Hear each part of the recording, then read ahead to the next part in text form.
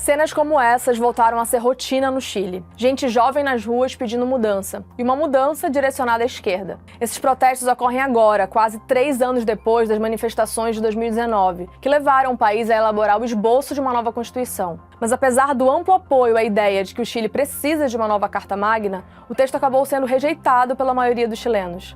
A nova Constituição transformaria um dos países mais conservadores das Américas numa das sociedades mais progressistas do planeta, e que agora se mantém profundamente dividida sobre seu futuro.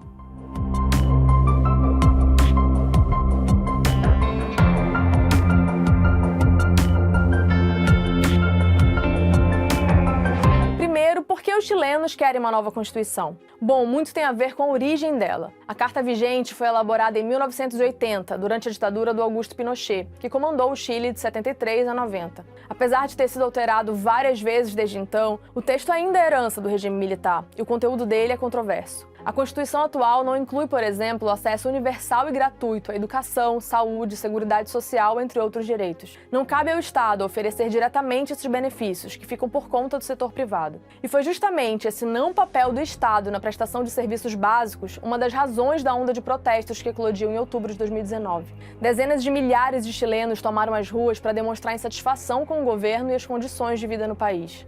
Na época, o presidente do Chile era o bilionário Sebastián Piñera, de direita. O processo constituinte foi o mecanismo institucional que a política chilena encontrou para conter as manifestações. Em um plebiscito em 2020, quase 8 em cada 10 chilenos aprovaram a redação de uma nova Constituição.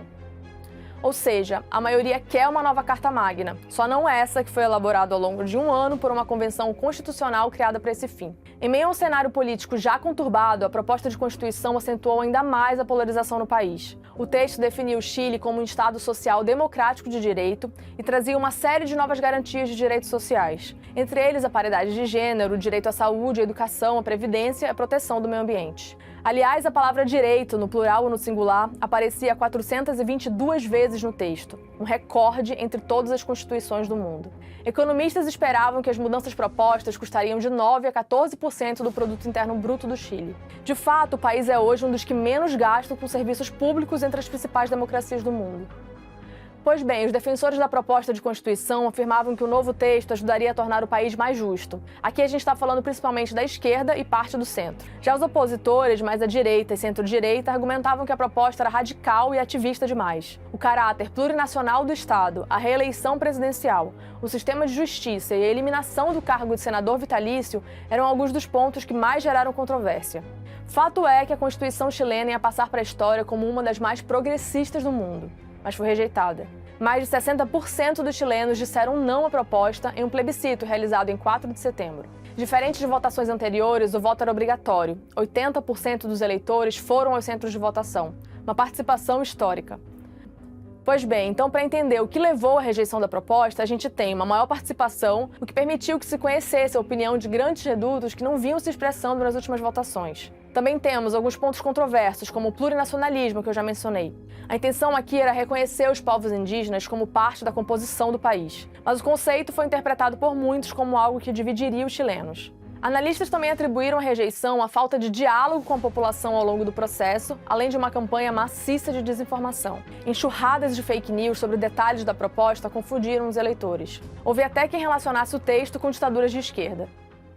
Mas quais são as consequências desse resultado? Quem era a favor do texto falou em tragédia política no Chile. Já o jornal Financial Times, por exemplo, avaliou que a rejeição ao populismo foi um exemplo para o mundo. Bom, em menor escala, o resultado coloca em xeque a chamada democracia participativa, que vigorou no processo constituinte atual, em vez da democracia representativa clássica. A convenção que elaborou a proposta de Constituição era formada por 154 membros eleitos de forma paritária em votação popular, tinha 17 cadeiras reservadas aos povos indígenas e ainda a participação de independentes. Especialistas acreditam que se uma nova convenção for formada para elaborar uma segunda proposta constitucional, não vai ser da mesma forma. Provavelmente só pessoas vinculadas a partidos vão participar. Em maior escala, a rejeição da proposta coloca em xeque a guinada à esquerda no Chile. O resultado foi um duro golpe para o presidente de esquerda Gabriel Boric, um ex-líder estudantil de 36 anos que assumiu o cargo em março. O Boric foi eleito no rescaldo dos protestos de 2019 e em meio ao processo constituinte. Portanto, a ideia de uma nova Constituição não é dele, mas fato é que ele investiu muito capital político nesse processo. Agora, em vez de usar uma importante mudança constitucional para inclinar o Chile mais para a esquerda, grande parte do mandato dele provavelmente vai ser envolto em disputas sobre o futuro constitucional do país. Segundo analistas, o Boric deverá enfrentar uma sinuca política nos próximos meses. Além de fazer andar um novo processo constituinte, ele precisa manter o governo funcionando e ainda evitar desgaste com a direita. Isso porque o governo não tem maioria dos votos no Congresso Nacional. Sem contar que a oposição ganhou legitimidade com a rejeição da nova Constituição. Provavelmente vai usar essa vitória como moeda de negociação. E isso tudo acontece num cenário político e econômico nada favorável. O presidente tem baixos índices de popularidade, enquanto o país sofre com alta inflação para os padrões locais, além de um aumento na criminalidade e na violência. Lembrando que o Boric foi eleito no ano passado com uma margem muito estreita diante de seu adversário de extrema-direita. Ou seja, ele precisa governar para uma metade da população que não queria ele no poder. Bom, o processo voltou para a estaca zero. O governo e a oposição já retomaram as negociações a fim de desenhar um novo roteiro constitucional e virar de vez a página da ditadura militar. Serão tempos difíceis, mas o Boric se comprometeu a seguir adiante com o que acabou se consolidando como ponto central do seu governo. Es que me comprometo a poner todo de mi parte para construir en conjunto con el Congreso y la sociedad civil un nuevo itinerario constituyente que nos entregue un texto que, recogiendo los aprendizajes del proceso, logre interpretar a una amplia mayoría ciudadana. A Deutsche Welle é a rede internacional de notícias da Alemanha. Para mais vídeos como esse, acesse o nosso canal no YouTube.